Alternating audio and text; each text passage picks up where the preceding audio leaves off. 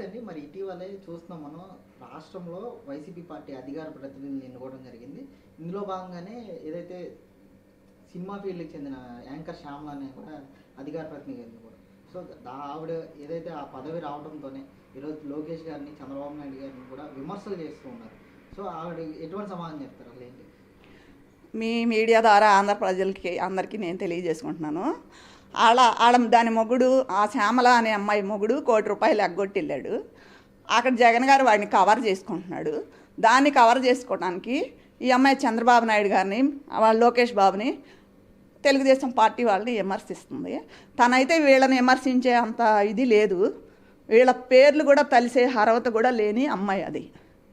ఆవిడేవో TV షోలో ఏవో చేసుకుంటుంది, సోషల్ మీడియాలోకి వచ్చి పిచ్చి పిచ్చిగా మాట్లాడుతుంది.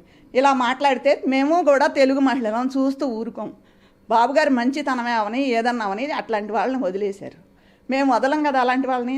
ఆ లోపలుండి మీడియా ముందు మాట్లాడటం కాదు, రోడ్డు మీదకి వచ్చి మాట్లాడమని తన్ని తంతాం, దాన్ని తరిమి కొడతాం. ఇంకొకసారి కనుక చంద్రబాబు గారి గురించి కానీ, లోకేష్ బాబు గురించి కానీ పిచ్చి పిచ్చిగా మాట్లాడితే నాలుగు కోసి కారం పెడతామేమనుకున్నావు. అలాగే జగన్మోహన్ రెడ్డి నేను ₹1 కోటి ఇచ్చాను వాళ్ళ బాబు కొడుకు ఏమీ లేదని ఇది కూడా పిచ్చివాగుడు వాగుతుంది. ఆయన ఎక్కడిచ్చాడు, దేనికి ఇచ్చాడండి? ఒకరోజు ఎల్లంపల్లి అనేవాడు ఎలక్షన్ ముందు కనిపించిన వాడు ఒకరోజు ట్రాక్టర్ వేసి 2 జెండాలు కట్టి ఒక 10 బ్రెడ్లు తీసుకొచ్చి వాళ్ళకి ఇచ్చుకుని ఫోటోలు తీసుకుని సాక్షి మీడియాలో ప్రసారం చేసుకున్నారు. ఎక్కడండి ఇచ్చింది వాడు? అప్పుడు కూడా వైజాగ్లో తుఫాన్ వచ్చినప్పుడు కూడా ₹1 కోటి ఇచ్చానన్నాడు. ఆ రోజు ఇవ్వలా, అప్పుడు ఇవ్వలా, ఇప్పుడు ఇవ్వలా. వాళ్ళకి చేతనవ్వదు. వాళ్ళు ఇవ్వక బాగా పెట్టేవాళ్ళని అలా అంటారండి. ఆయన 74 వయసులో చంద్రబాబు నాయుడు గారనే ఆయన గెలవబట్టి విజయవాడలో ఎన్ని శవాలు లేవలేదు. లేకపోతే అసలు లక్షల మీద శవాలు లేసాయి. ఎవరు అంత బాగా చూసేవాళ్ళు కాదు. ఆయన అలా చేస్తుంటే ఆయన చూసి మాలాంటి వాళ్ళు కూడా మాకు 55 వచ్చినా కూడా మేము కూడా చెయ్యాలని చెప్పేసి 10 రోజులు జనం కోసం పాల ప్యాకెట్లు ఏంటి, ఫుడ్ ఏంటి, ఎలా సప్లై చేసామో, ఎంత చేసామో జనాలకు తెలుసు. మీకు పైనుండి చూసే వాళ్ళకి మీకు తెలియదు. లాస్ట్గా అలా చేసినందుకు కూడా మాకు ఇదిగో అవార్డు కూడా ఇచ్చారు. గవర్నమెంట్ వాళ్ళు, కలెక్టర్ గారు మాకు అవార్డు కూడా ఇచ్చారు. ఇవన్నీ చేసింది ఎవరి వల్ల? చంద్రబాబు నాయుడు గారు ఇవన్నీ ఏర్పాట్లు చేసి మమ్మల్ని పంచమంటేనేగా. ఈ వయసులో కూడా ట్రాక్టర్లు ఎక్కి కూడా మేము కూడా వెళ్ళాం. ఆయన చేయలేదని ఎంతసేపు ఆయన గురించి. ఇదిగోండి కలెక్టర్ గారు విజయవాడ లక్ష్మీ షా గారు ఇచ్చారు అవార్డు. అంటే మేము చేసిన సేవలకే కదా. దీని అంతటి కారణం ఎవరు? దీనికి మూల పురుషుడు చంద్రబాబు నాయుడు గారు. ఆయన చూసి మేము ఈ సేవ చేస్తున్నాం. అసలు దానికి మాట్లాడటానికి నోరు ఎలా వస్తుంది? ఒక్కళ్ళు వైసీపీ వాళ్ళు ఇలాంటి టైంలోనన్నా హెల్ప్ చేశారయ్యా? ఇప్పుడు గవర్నమెంట్ పంచే దాంట్లోనన్నా పాలు పంచుకున్నారా? ఎవ్వరూ లేరు కదా. మరి ఇతను ఉన్నాడు, ఇక్కడ గెలిచాడు కార్పొరేటర్గా, అతను ఏమన్నా వచ్చాడా?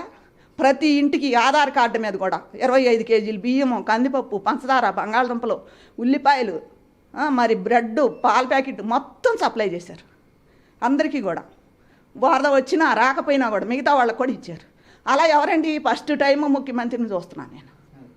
ఇప్పుడు అక్కడ వైజాగ్లో జరిగిందంటే విన్నాము. ఇప్పుడు నా కళ్ళతో నేను ప్రత్యక్షంగా చూసా. నా ఇంటి చుట్టూ కూడా నీళ్లు ఉన్నాయి. అయినా కూడా మేము కూడా పాలు పంచుకున్నాం అందులో వెళ్ళి. ఆయన ఏంటంటే జనాలను చంపడానికి, కృష్ణానది కోల్చడానికి చూశాడు. అలాంటి వాడిని నడు రోడ్డు మీద కాల్చి పడేయాలి. ఇప్పుడు కూడా మోడీ ఏంటి, చంద్రబాబు నాయుడు గారు ఏంటి, ఎందుకు ఆలోచిస్తున్నారో అర్థం కావట్లా. చీడపురుగు అయిపోయాడు. ఆంధ్రాన్ని నాశనం చేయడానికే వచ్చారు వాళ్ళు. అంటే ఇప్పటికీ చంద్రబాబు నాయుడు ఇల్లు మునక్కుండా ఉండడానికి విజయవాడ ప్రాంతాన్ని ముంచేశాడు. ఈరోజు ప్రజలకు ఆహారం పంచడంలో విఫలమయ్యాడు అని చెప్పేసి ఫోటోషూట్లు చేసుకుని వెళ్ళిపోయాడు చంద్రబాబు నాయుడు 10 రోజులు కూడా అని చెప్పి ఇలాంటి ఆరోపణలు చేస్తూ ఉన్నారు. ఏం చెప్తారు అసలు? అసలు ఆయనకి పుట్టకే అబద్ధం. ఆయన మాట్లాడేయే అబద్ధాలు. మనం అన్ని ఆపోజిట్గా తీసుకోవటమేనమ్మా. ఆయన అసలు ఫోటో స్టూడియో చేసుకోవాల్సిన అవసరం కూడా లేదు. ఆ నైట్ టైము ఆ వయసులో ఆయన అట్లా తిరుగుతుంటే మాకు కళ్ళమ్మటో నీళ్లు తిరిగాయి. మీరు రెస్ట్ తీసుకోండి, మీరు రెస్ట్, నాకేం పర్లేదు. జనాల గురించే ఆలోచన. జనాలంటే పడి చచ్చిపోతారు. ఆయన అంత ఇష్టం. ఆ జనాల కోసమే ఆయన నిద్రాహారాలు లేకుండా బస్సులో ఉండి, పెళ్లి రోజు లేదు, పండగ లేదు, లాస్ట్కి ఏమీ లేకుండా ఆయనే పండగ చేసుకోవాలి. మాకేంటని పండగ రోజు కూడా మేము కూడా పాల ప్యాకెట్లు, భోజనాలు పంచడానికి వెళ్ళాం. అయ్యా అనుకున్నా కూడా పాపం అయ్యా, ఆయన చేసినవి చాలా మంచి పనులు. ఇవన్నీ జనాలందరూ చూస్తున్నారు, మెచ్చుకుంటున్నారు. వీళ్ళు ఎవరో అట్లాంటి వాళ్ళు కొన్ని ఇషనాగులను వదులుతున్నాడు ఆయన. కిందటిసారి కూడా అలా చేసి వెయ్యాడు. మా వాళ్ళు కూడా ఇటు చూస్తూ ఊరుకుంటున్నారు. ఇది మేము చూడలేక ఈరోజు నేను నీకు ఫోన్ చేసి ఖండిస్తున్నాను. ఇది చాలా తప్పు. వీళ్ళు మాట్లాడే మాటలన్నీ కూడాను ఆయన ఎంత బాగా చేశాడనేది అందరికీ తెలుసు. అందరూ చూశారు. ఆయన అనేది లేకపోతే ఈరోజు విజయవాడ ఎలా ఉండేది కాదు, మేము తేరుకునే వాళ్ళం కూడా కాదమ్మా. అంటే ఇప్పటికే ఎలాంటి నష్టపరిహారం అనేది ఇవ్వబోతున్నారు అనుకోవచ్చు అంటారు? దాదాపు ప్రభుత్వం ఏమైనా పట్టించుకుంటుందా? నష్టపోయిన వాళ్ళకి రాసుకుంటున్నారా? అంటే ఏమైనా ఎంక్వైరీ చేస్తున్నారా? చేస్తున్నారండి, రాసుకుంటున్నారు. మేము కూడా దగ్గరుండి రాపిస్తున్నాం. కార్ఖానాలని, కొట్లని వాటికి సపరేట్గా రాస్తున్నారు, హౌసులన్నిటికీ సపరేట్గా రాస్తున్నారు. కుంగిపోయినా, గోళ్ళ పడిపోయినా, వస్తువులు ఏమైనా ఉంటే పాడైపోతే రిపేర్ చేస్తున్నాం, గవర్నమెంట్ రిపేర్ చేపిస్తుంది. అవి మొత్తానికి పోతే వాళ్ళే కొనిస్తామన్నారు. ఇంకా అంతకన్నా ఎవరు చేస్తారమ్మా? అలాంటి ముఖ్యమంత్రిని మనం అసలు ఈ జన్మలో చూడగలుగుతామా? అలా ఆయనకే నిండు 100 ఏళ్ళు మా ఆయుష్ కూడా పోసి ఆయనే ఉంటేనే మనం ఇలా ఉండగలుగుతాం. లేకపోతే ఎందుకు పనికిరాదు. ఇలాంటి వాడు ఏమైనా పురుగుల్ని తోలుతున్నాడు, విష పురుగుల్ని ఆంధ్రాన్ని నాశనం చేయడానికి ఉన్నాడు ఈ జగన్మోహన్ రెడ్డి అని. ఆయన ఈ ఆడిగడ్డి తినే ఈ కుక్కలు, ఈ మొండలు ఇలా మాట్లాడుతున్నారు పిచ్చి పిచ్చి మాటలు. మాకు మాటలు రాక కాదు, మాకు కూడా బూతులు వచ్చు. మేము కూడా ఆకాయ గొంగర తినేవాళ్ళమే ఇక్కడ. కానీ మేము అలా మాట్లాడకూడదని చంద్రబాబు నాయుడు గారు మాకు వార్నింగ్ ఇస్తారు. లేకపోతే దాన్ని ఆ శ్యామల ఏంటి, ఇంకోటి ఏంటి, ఎవటి వచ్చినా సరే మేము అంతకన్నా ఎక్కువ మాట్లాడగలం. ఫస్ట్ టైం చూస్తున్నాను. మా ఫ్రెండ్ కూడా వైజాగ్ నుంచి చంద్రబాబు గారు బాగా చేశారంటే ఓహో చేశారుగమ్మా అనుకున్నాం, అంతవరకే అనుకున్నాం. ఇప్పుడు మేము ఇక్కడ అంతా చూస్తున్నామమ్మా. ఈ 10 రోజుల నుంచి మేము కూడా బయట తిరుగుతున్నాము, పని చేస్తున్నాం కాబట్టి చూస్తున్నాము. అసలు ఇళ్ళు కూడా కడిగిచ్చారండి. మరి మొత్తం సామాన్లన్నీ రిపేర్లు చేయించారు. ఇళ్ళకి ఇంత అని చెప్పేసి నష్టపరిహారం రాస్తున్నారు. ఇంత బాగా చేస్తున్నాడు కదా ఈయన. స్టాఫ్ ఎక్కడెక్కడి నుంచి వచ్చారండి, అన్ని మెడికల్ వాళ్ళు ఏంటి, మున్సిపాలిటీ వాళ్ళు ఏంటి, అన్ని రకాల స్టాఫ్ని విజయవాడకు తీసుకొచ్చారు. మొత్తం ఆ వచ్చిన వాళ్ళు కూడా మాకు కూడా చాలా బాగా సహకరించారు, గవర్నమెంట్కి సహకరించారు. మేము ఎక్కడన్నా ఏదన్నా అక్కడ అనగానే పరిగెట్టుకొచ్చేవాళ్ళు. వాటర్ ఉన్న ఏరియాలు, బోటులు కూడా వెళ్ళని ఏరియాల్లో డ్రోనులతోనూ హెలికాప్టర్లతోనూ ఫుడ్ కూడా దింపారు. ఫస్ట్లో 1 రోజు 2 రోజులు ఇబ్బంది పడ్డారు వాటర్లో ఉన్నవాళ్ళు. తర్వాత అవన్నీ ఢిల్లీ నుంచి రప్పించడం, పంపించడం చేశారు. ఆ విధంగా మోడీ గారు కూడా మాకు బాగా సపోర్ట్ చేశారు. గవర్నమెంట్లో ఉన్నారు ఆయన కూడా ఆంధ్రాలో ఇంత దెబ్బతిందని చెప్పేసి సపోర్ట్ చేశారు. ఇంత బాగా చేసే ముఖ్యమంత్రి ఎవరున్నారు? ఇండియాలో ఎవరన్నా ఉన్నారా? ఒక్కళ్ళని చూపిస్తారా? ఈ మాట్లాడే వాళ్ళు ఎవరైతే వాళ్ళు ఇవన్నీ గాలి మాటలు, గాలి వ్యవహారాలయ్యా. ఆయన చేసినట్టుగా ఎవరూ చేయలేరు. పరిపాలన అంత బాగా చేశారు. ఈ వచ్చిన వాళ్ళందరూ కూడా చాలా బాగా వర్క్ చేశారు మనకి. వాళ్ళందరినీ కూడా వాళ్ళ పాదాభివందనాలు తెలియజేస్తున్నాను నేను కూడా, ఎంప్లాయీస్కి కూడా లాస్ట్కి.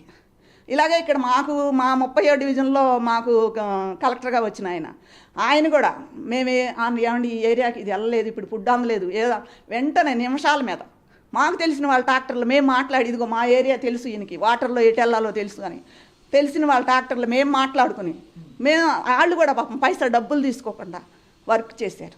ఇలాంటి వాళ్ళందరికీ రుణపడి ఉన్నాం మేము ఆంధ్ర ప్రజలు. అంటే ఈరోజు జగన్మోహన్ రెడ్డి గారు పరామర్శకి వెళ్ళిన చోటల్లో కూడా రాజకీయం చేస్తున్నారు. చంద్రబాబు నాయుడు విమర్శించడమే లక్ష్యంగా పెట్టుకున్నారు కదా. అంటే ఎలా అనిపిస్తుంది అసలు ఆయన వైఖరి చూస్తుంటే? రాజకీయాలు చేయడం కరెక్ట్ అంటారా? అసలు ఎక్కడ ఏది మాట్లాడో కూడా తెలియదు కదమ్మా ఆయనకి. ఎక్కడికి వెళ్ళినా చచ్చిపోతే నవ్వుతాడు, ఈ పిచ్చి మాటలు మాట్లాడతాడు. అసలు దీనికన్నా నువ్వు ఇంట్లో కూర్చుంటే ఎవరికి గొడవ ఉండదు. బయటకు వచ్చి ఇలాంటి మాటలు మాట్లాడుతుంటే మాకు కూడా మైండ్ పోతుంది. నిజంగా లండన్ పిచ్చోడు అని ఆయనకి పేరు ఎలా పెట్టారో, ఏ టైంలో పెట్టారో అది మాత్రం ఆయనకు వచ్చేసినట్టు సరిపోతుందండి.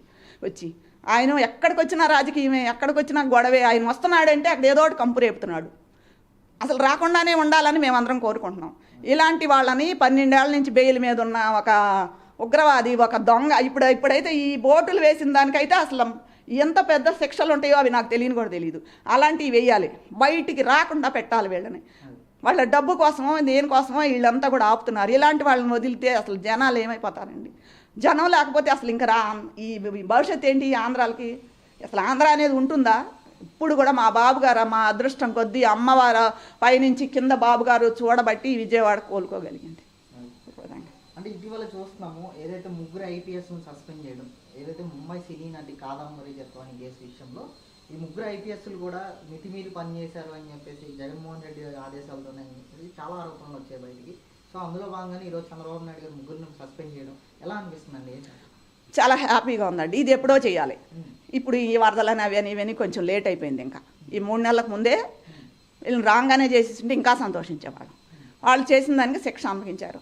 వాళ్ళ నాన్నగారు రాజశేఖర రెడ్డి గారు ఉన్నప్పుడు కూడా శ్రీలక్ష్మి అని ఇంకా IPSలు కొంతమంది వెళ్ళారు. ఇప్పుడు అసలు వీళ్ళందరూ వెళ్ళారు. ఆయన పక్కన ఎవరున్నా సరే వాళ్ళని జైలుకి పంపుతారు, వీళ్ళు హ్యాపీగా ఉంటారు. అందరికీ తెలుసు వాళ్ళ చరిత్ర. అయినా సరే వాళ్ళు డబ్బుకే లొంగిపోతారో మరి దేనికి ఇదవుతారో. ఇంకా ఇప్పుడు కూడా ఆంధ్రాలో జగన్మోహన్ రెడ్డిని సమర్థించే వాళ్ళు ఉన్నారంటే నిజంగా వాళ్ళు అసలు మనుషులే కాదు.